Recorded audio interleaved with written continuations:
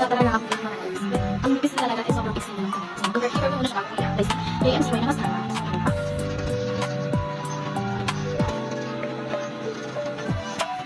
Natuloy pa.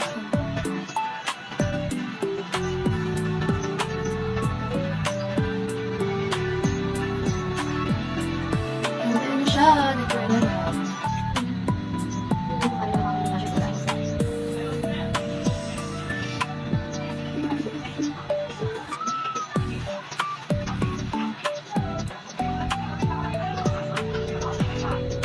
Oh my God! Tignan nyo. Yung ginawa ni JMCY sa Lucky Soap, sobrang pinakalaat kami na kapanya. Tignan mo, yung JMCY mascara and without JMCY mascara. Diba? See the difference talaga. Sobrang grabe si JMCY talaga. May parang rin siyang, alam niyo yung price nito parang pamigay din ba eh. Kasi wala pa siyang 100 pesos. Mabibili mo na siya dyan. Ayan siya, tignan mo. Diba? Kasi naka-tatlo na ako. Mapapahaba at mapapakapal niyo yung lashes mo. Like, what the heck? Tignan niyo. Diba? At saka sobrang daan niya sa mata. Yeah, dali lang pang siyang ginagamit. So, yun yung ano ko sa kanya. Kasi marami akong mascara na gamit na sobrang, hindi naman sobrang bigat. Mabigat siya sa pilik mata. And sobrang ang tagal na din. Alam mo, puputol na rin yung mga lashes mo. Pero kung si JMCY be, sobrang gaan niya lang. Ang gaan niya lang. Parang wala kang mascara nilagay. Kasi parang ordinary lashes mo lang siya. Like, tignan nyo. Diba? Diba? Oh my God, Beth. Highly recommended talaga tong si JMCY Mascara Ben dahil makapahaba at mapapakapal niya yung lashes mong maiksi and manipis. Diba? See the difference, Be? Kung gano'n kalibin mo kayong aking pilit mata dahil sa JMCY Mascara talaga, Be. See? Diba? Kita niyo naman, diba? So, ayan. Figure na natin isa. And i-apply natin si JMCY Mascara. Wala pa siya 100 pesos. Mag-check out dito sa TikTok, Be. Ilalagay ko din sa iyo, Be.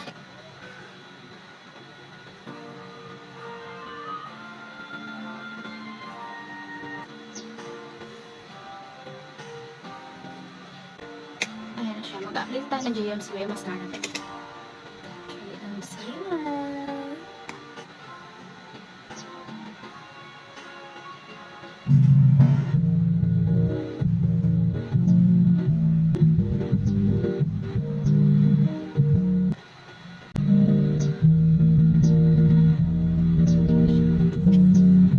See, diba? Lalagay ako sa lower lashes, eh.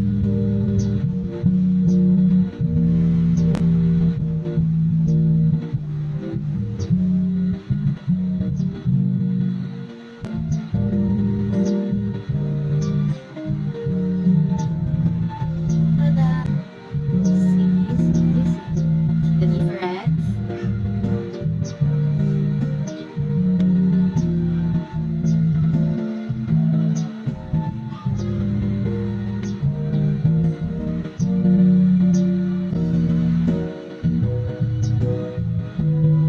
Tada!